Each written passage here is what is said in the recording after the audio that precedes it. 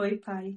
A palavra que eu quero meditar com o Senhor hoje está lá em Filipenses, no capítulo 4, nos versículos 6 e 7, que diz o seguinte: Não andem ansiosos por coisa alguma, mas, em tudo, pela oração e súplicas e com ação de graças, apresentem seus pedidos a Deus. E a paz de Deus, que excede todo o entendimento, guardará o coração e a mente de vocês em Cristo Jesus. Já de primeiro ponto, eu queria destacar aqui que Paulo escreve sobre 4 momentos de comunhão que temos com o Senhor, que é a oração, a súplica, as petições e as ações de graça. Paulo escreve sobre as ações de graça porque o cristão ele não deve se aproximar de Deus apenas para pedir, apenas para levar os seus pedidos e suas súplicas para Deus, mas que ele deve se aproximar de Deus para lembrar e para agradecer pelas coisas que Deus já fez. O primeiro ponto que eu queria destacar nessa reflexão é sobre a expressão não andem ansiosos. Quando a gente está passando por problemas, por dificuldades, por enfermidades, a gente tem a tendência de nos ansiarmos e principalmente a gente se sentir ansioso para que aquilo acabe, para que esse problema cesse. Só que a ordem do apóstolo Paulo é bem clara. Não devemos andar ansiosos. Assim como em Mateus 6:26, que diz para a gente observar as aves dos céus e ver que elas, mesmo sem semear, sem colher, elas recebem o suprimento de Deus, a gente deve refletir que no final daquele versículo diz o seguinte: não temos nós muito mais valor que elas? Então, se o Senhor supre as aves de Deus, que não semeiam, que não se preocupam, imagine nós, que temos mais valor por sermos imagem e semelhança de Deus. Esse versículo nos traz a lembrança de que Deus cuida de nós, assim e melhor, né, do que Ele cuida das aves dele mesmo. O ponto 2 diz o seguinte: devemos sempre buscar ao Senhor. A oração, além dela ser uma comunhão com o Senhor, ela é um processo de dependência. Ela permite que a gente reconheça que somente o Senhor pode sustentar a nossa vida.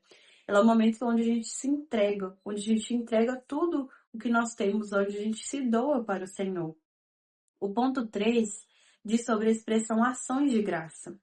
Essa expressão se refere não apenas à gratidão que nós temos hoje no mundo contemporâneo, que diz sobre a gente ser grato, né, sobre aquela ideia de gratiluz, mas responde à graça imerecida de Deus, ao favor de Deus por nós. Agradecer não significa fingir que tudo está bem. Agradecer significa reconhecer que mesmo quando tudo parece difícil, Deus permanece digno de confiança. A gratidão ela não vai eliminar a dor, só que ela impede que, principalmente em meio aos momentos difíceis, a nossa visão esteja limitada apenas aos problemas. Mesmo em meio às lutas, nós temos motivos para agradecer. A gratidão impede que a nossa oração se torne centrada apenas em nossas necessidades. Ela impede que a nossa oração seja apenas lamentação pelo processo que estamos passando, mas nos leva a contemplar a fidelidade do Senhor. Nos leva a contemplar que o Senhor continua sendo bom em todos os momentos. O ponto 4 diz que a gratidão é uma expressão de confiança. Paulo escreve essa carta preso, sem saber do seu futuro, sem ter certeza de nada naquele momento. E mesmo assim, ele insiste na gratidão. E por que ele insiste nessa gratidão?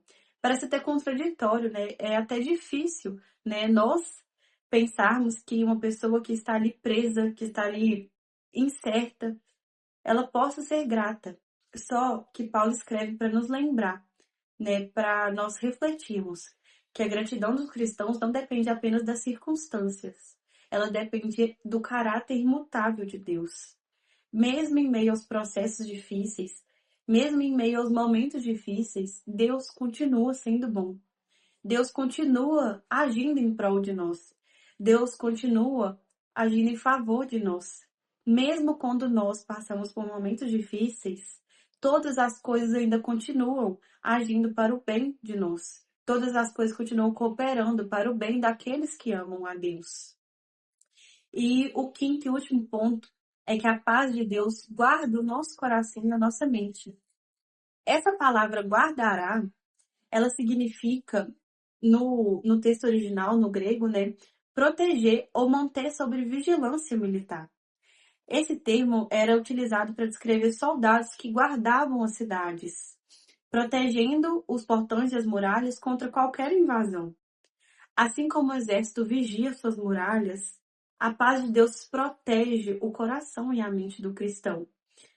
O cristão, ele pode enfrentar lutas ao seu redor, porque ele sabe que Deus, ele guarda o seu interior.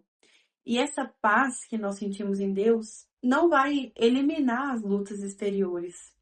Ela não é para eliminar as lutas exteriores, mas ela é para fortalecer o coração para que ele não seja vencido por essas lutas exteriores. Então, que a gente tenha sempre isso em mente, que com a ação de graças, com uma gratidão no nosso coração, que depende não de nós, mas da graça do Senhor, a gente pode vencer as batalhas não porque elas estão sendo vencidas externamente, mas porque a paz do Senhor está guardando o nosso coração e a nossa mente. Porque a paz do Senhor está nos trazendo que o Senhor continua sendo bom, que o Senhor continua sendo fiel, que o Senhor continua guardando a nossa vida. Porque sem a graça do Senhor, nem aqui nós estaríamos. Então, que a gente possa desenvolver um coração puro, um coração grato acima de tudo. Um coração que não é movido pelas circunstâncias, mas que é movido pela fidelidade que nós temos ao Senhor. Vamos orar? Senhor Deus eterno Pai, te agradecemos, Senhor, porque mesmo em meio aos momentos difíceis, meu Deus, o Senhor continua sendo bom. Meu Deus, o Senhor continua, Pai, agindo em prol de nós. Meu Senhor, te agradecemos, Senhor, porque o Senhor nos permite, Pai, que nós possamos adorar o teu santo nome, mesmo em meio aos processos difíceis. E que o Senhor, meu Deus, permita que a gente adore o Senhor, que a gente reconheça, Pai, tudo que o Senhor tem feito por nós, Pai, nesses momentos. Meu Deus, que o Senhor proteja-nos, Pai, diante de todas as maldades, diante de todas as iniquidades, Pai. E que o Senhor desenvolva em nós um coração puro, Pai. Um coração, Pai, realmente onde nós vamos recorrer à Tua fidelidade, recorrer ao Teu santo nome, Pai, para pedir, para suplicar, mas também para agradecer por tudo que o Senhor tem feito por nós. Essa oração que eu faço em nome de Jesus, Pai. Amém, Senhor. E é isso. Tchau.